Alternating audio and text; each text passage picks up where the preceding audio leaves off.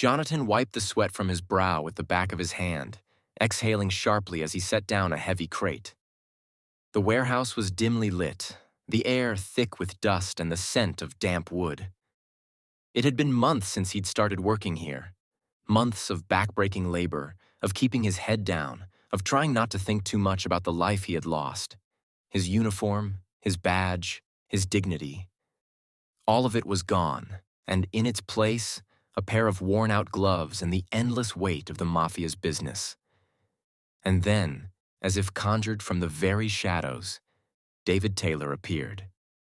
"Mr. Jonathan," David's smooth voice cut through the silence, a stark contrast to the rough sounds of cargo being moved around them. "Aren't you having a hard time? Maybe you could leave these boxes and take a walk with me?" Jonathan turned, rolling his sore shoulders as he looked at the man before him. David Taylor was the kind of figure who commanded attention effortlessly.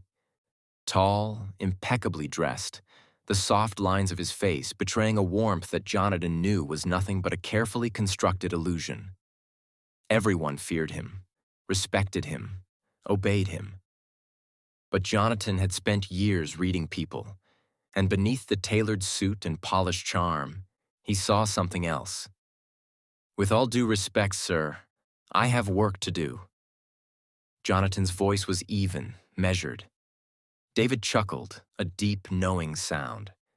"I think you've worked enough for one evening." He stepped closer, hands in the pockets of his expensive coat. "You intrigue me, Jonathan. You could be making millions as my negotiator, yet here you are, moving crates like a common laborer." Jonathan clenched his jaw. "I told you. I don't take that kind of money." "Principles," David mused, tilting his head. "Even after everything that's happened to you? After losing your badge, your family, your reputation?" Jonathan's fingers curled into fists. "You think I should let go of the only thing I have left?" David's expression shifted, something dark flickering in his eyes before he smiled again, softer this time. "I admire it, even if it's foolish." He paused, studying him. "Come, walk with me. No business, I promise. Just a conversation." Jonathan hesitated. He didn't trust David, but he also knew that refusing him outright wasn't wise. And truthfully, a small part of him was curious. With a sigh, he pulled off his gloves and nodded. "Fine." David's smile widened as he turned toward the exit. "Good, let's take a stroll." As they stepped out into the cool night air, Jonathan couldn't help but wonder, what did a man like David Taylor really want from him? The night air was crisp, carrying the distant hum of the city beyond the warehouse district.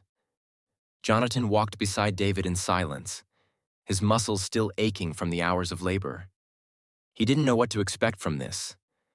David Taylor didn't do things without reason. David glanced at him, the soft glow of streetlights casting long shadows across his face. "Tell me, Jonathan, why do you keep fighting it?" Jonathan didn't answer right away. He knew what David meant. Why keep his principles when they had cost him everything? Why not just give in? "You wouldn't understand," he finally said. David chuckled. "Try me." Jonathan exhaled slowly. "I spent my whole life believing in something. That justice mattered. That being good mattered. But life doesn't work that way, does it?" He looked at David then, meeting his gaze. "It punishes the people who try to do the right thing." David tilted his head. "And yet, you're still holding on to it." Jonathan gave a dry laugh. "Maybe I'm stubborn." "Or maybe," David said, stepping in just a little closer, "you're afraid of what would happen if you let go." Jonathan felt the weight of those words settle in his chest. There was something unnerving about the way David looked at him. Not like a predator to prey, but like a man trying to solve a puzzle. A puzzle that fascinated him. They reached the edge of the docks, the water dark and still. David stopped, turning to face him fully. "You interest me, Jonathan. I've had plenty of men work for me. Some loyal, some corrupt, some predictable. But you're different. Jonathan let out a short breath. You say that like it's a good thing. David smiled faintly. It is. You have a strength most men don't. I respect that. Jonathan frowned. Respect. He wasn't sure if that was what this was. David was a powerful man, a dangerous one. And yet, there was something else beneath the surface. A strange intensity in the way he spoke, the way he looked at him. Why did you really bring me out here? Jonathan asked. David was quiet for a moment. Then he spoke, his voice lower, quieter. I wanted to see if you were as unshakable as you seem, if you would ever bend. Jonathan swallowed. And? David's lips curled into a knowing smirk. You're still standing, aren't you? Jonathan exhaled, his breath visible in the cold night air. The silence between them was heavy, charged with something unspoken. He should have been more cautious. David Taylor was not a man to be around for too long. The deeper you got into his world, the harder it was to escape. And yet, here he was. You know, David continued, his voice smooth as ever. Most men in your position would have taken what I offered without hesitation. Money, power, security. But you... He stepped closer, just enough that Jonathan could feel the warmth of his presence. You're a rarity, Jonathan.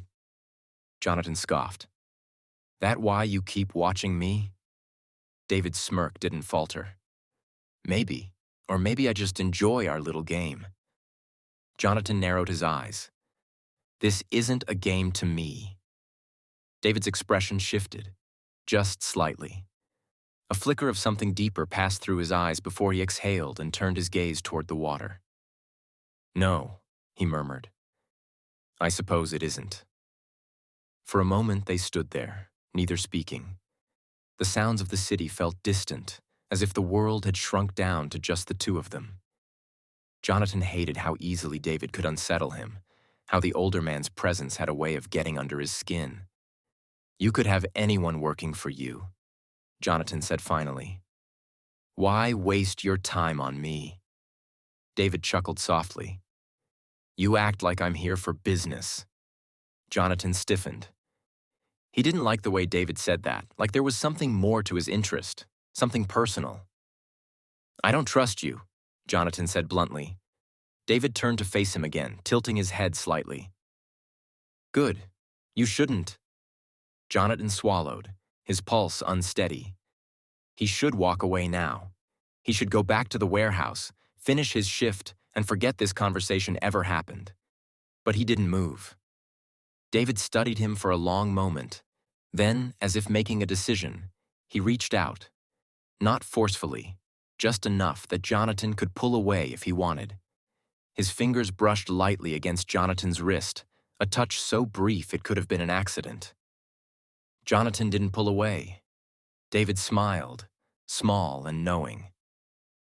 Go home, Jonathan, he said softly, before I decide to keep you here all night. Jonathan let out a slow breath, ignoring the way his skin burned where David had touched him. Without another word, he turned and walked away. But he knew, deep down, that this was far from over.